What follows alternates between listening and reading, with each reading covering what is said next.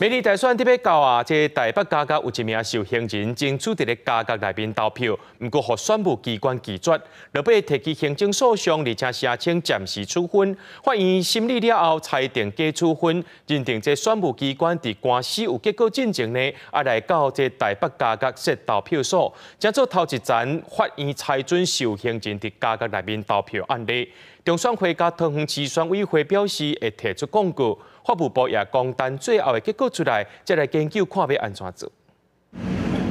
民众犯罪入加服刑结束前，拢伫加生活。有一个姓林的受刑人，刑期过超过8年，争取伫加投票参加明年的总统大选，去互桃园市选委会拒绝，伊提出行政诉讼，佮申请假处分。经过法院审理了后，12裁准暂时处分。选务机关伫胜诉确定前，应该爱伫台北加设投票所。若选举后，即使本案胜诉确定，选举权受侵害之结果已无法回复，有害于宪法保障民主原则与人民基本权利等情形，有防止重大损害及避免急迫危险之必要。裁定的几个理由，除了认定被告胜诉的机会悬，有选举权无度行使，也行动互人剥夺。依照即马的法规，受刑人符合出外要件，包含伫加超过3个月，也加行为善良，安尼就当申请出加投票。不过法院认为，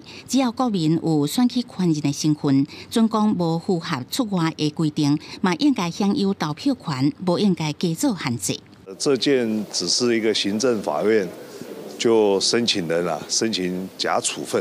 而做的裁定，所以现在还没有整个案件的确定。我们会等到确定以后矫正署跟所有的监所才会做进一步的处理。我们的选罢法并没有类似外国